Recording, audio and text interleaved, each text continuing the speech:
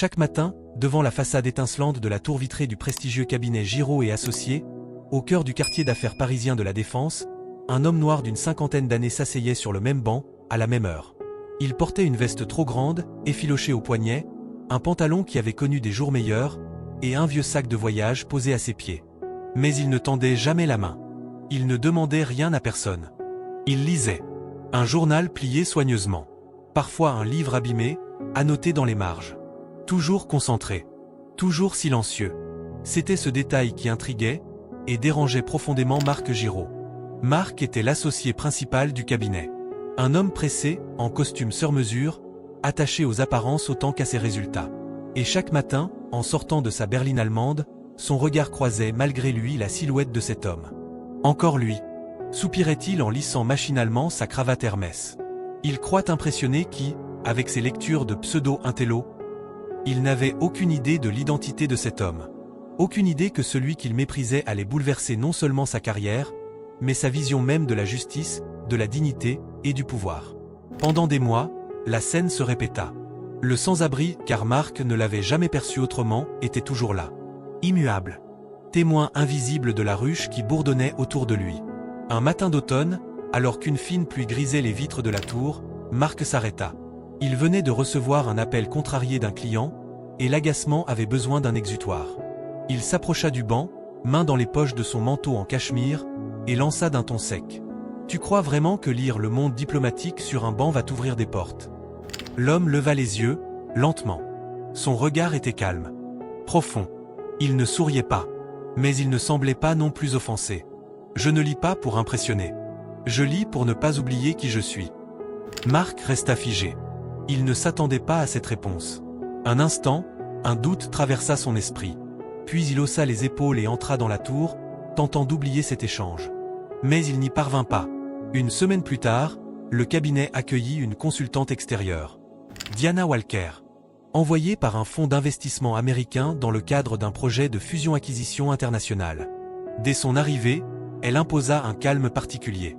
Afro-américaine, élégante, méthodique, elle observait plus qu'elle ne parlait. Et quand elle parlait, tout le monde écoutait. Lors d'une réunion stratégique, elle prit soudain la parole. Avant de poursuivre avec le bilan des actifs, j'aimerais évoquer un dossier qui m'a été transmis. Concernant un certain monsieur Kofi Amadou. Marc sursauta légèrement. Ce nom ne lui disait rien.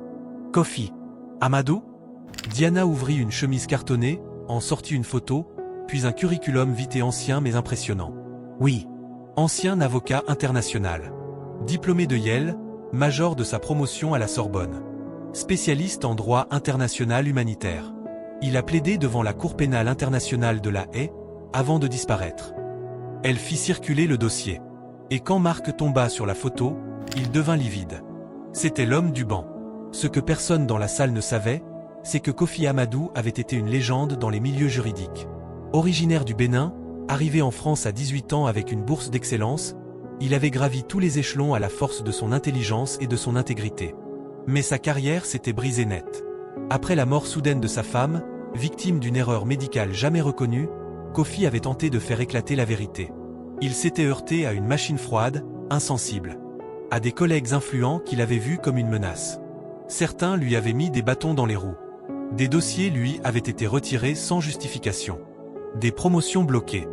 Des allusions racistes déguisées en plaisanterie. Et un jour, il avait tout quitté. Ce n'était pas un effondrement. C'était une protestation silencieuse. Expliqua Diana. Elle posa un autre dossier sur la table. Ce que vous ignorez, c'est que Kofi n'a jamais cessé d'observer. Pendant 2 ans, il a pris des notes sur votre cabinet. Il a recueilli des témoignages anonymes. Il a analysé les comportements, les décisions de recrutement, les promotions. Et il a compilé un rapport de 182 pages. Marc ouvrit le dossier, fébrile. Les premières lignes suffirent à le glacer. Le document ne se contentait pas de dénoncer. Il démontrait, avec une rigueur implacable. Graphique à l'appui, tableau croisé dynamique, statistiques comparatives, tout y était. Il montrait comment les candidatures avec des noms à consonance étrangère étaient systématiquement mises de côté. Comment les collaborateurs issus des minorités étaient écartés des projets d'envergure. Comment les évaluations internes favorisaient inconsciemment les profils classiques. Et surtout, il révélait un climat de microagression quotidienne, invisible aux yeux de ceux qui n'en souffraient pas. Il a même cité des phrases entendues à la machine à café. Des emails jamais effacés. Des décisions RH non justifiées. Marc était blême. Mais pourquoi ne pas être venu nous parler? Pourquoi faire ça dans l'ombre? Diana ferma calmement le dossier. Parce que vous ne regardiez jamais. Parce que vous n'écoutiez jamais. Kofi n'a rien fait dans l'ombre. Il était là. Tous les jours. En plein jour. Mais personne ne l'a vu. Le soir même, Marc rentra chez lui, incapable d'enlever de sa mémoire ce regard. Ce regard qu'il avait croisé des dizaines de fois sans jamais vraiment le voir. Ce regard qu'il avait ignoré, minimisé, peut-être même méprisé. Il se posa dans son salon luxueux, face à la baie vitrée donnant sur Paris. Il avait passé sa vie à bâtir une réputation, à grimper les échelons, à verrouiller chaque zone de risque. Mais jamais il n'avait imaginé qu'un simple homme assis sur un banc, silencieux et digne, puisse faire trembler tout ce qu'il croyait stable. Il ouvrit son ordinateur, tapa « Kofi Amadou » sur Google. Rien. Ou presque rien. Une ou deux archives judiciaires, quelques mentions dans de vieux articles juridiques. Et pourtant, cet homme avait plaidé à la haie. Cet homme avait été une étoile. Jusqu'à ce qu'un système le broie. Marc ne dormit pas cette nuit-là. Le lendemain, alors que le vent balayait les feuilles mortes devant l'entrée du cabinet, Marc sortit plus tôt que d'habitude. Il s'approcha du banc. Kofi était là. Vêtu d'un manteau élimé, les mains croisées sur un livre de France Fanon. Marc s'assit à ses côtés. Un long silence s'installa. Je suis désolé. Kofi tourna doucement la tête. Il ne semblait pas surpris. Vous êtes désolé pourquoi? Marc hésita. Les mots étaient durs à faire sortir. Pour vous avoir jugé. Pour ne pas vous avoir vu. Pour ne pas avoir compris. Kofi hocha doucement la tête. Vous savez, ce banc, ce n'est pas un refuge. C'est un miroir. Il reflète l'indifférence. L'aveuglement. Mais aussi, parfois, les prises de conscience. Marc baissa les yeux. Ce moment valait tous les plaidoyers du monde. Quelques jours plus tard, le cabinet convoqua une réunion exceptionnelle. Marc prit la parole devant tous les collaborateurs.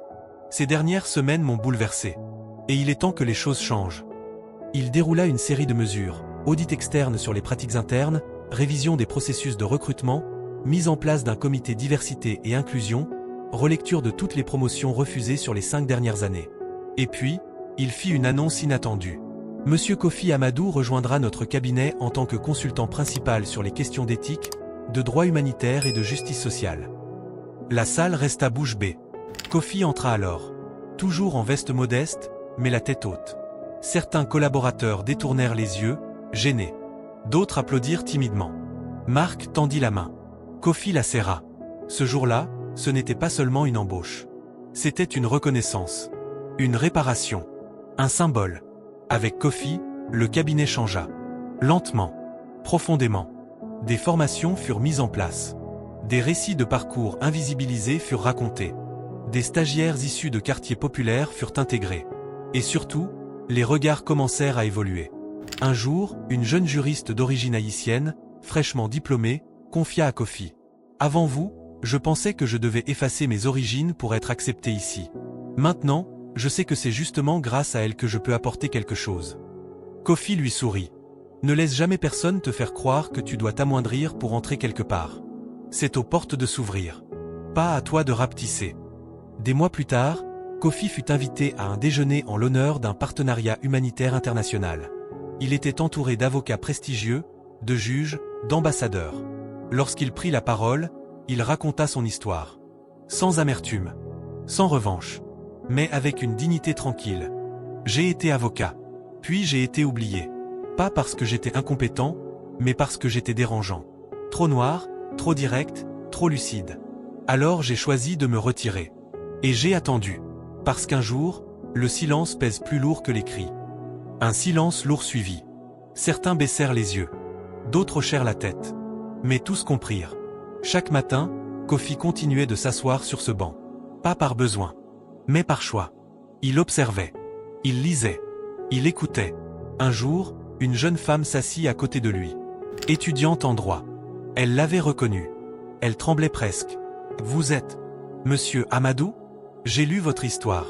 Vous êtes une légende. » Il lui sourit doucement. « Non, je suis un homme. Comme tant d'autres. Mais j'ai refusé d'oublier qui j'étais. Et toi ? Sauras-tu te souvenir de qui tu veux devenir, quand on te demandera d'oublier?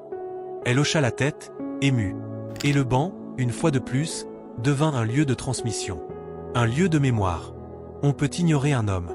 On peut l'effacer d'un système. Le réduire au silence, au mépris, à l'oubli. Mais on ne peut jamais éteindre la vérité.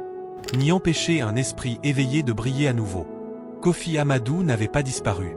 Il attendait juste que le monde ouvre enfin les yeux. Si cette histoire vous a touché, abonnez-vous et mettez un like pour découvrir d'autres récits vrais et puissants sur la diversité, la justice et la résilience. Et n'hésitez pas à partager en commentaire votre avis sur pour la diversité et l'inclusion sociale.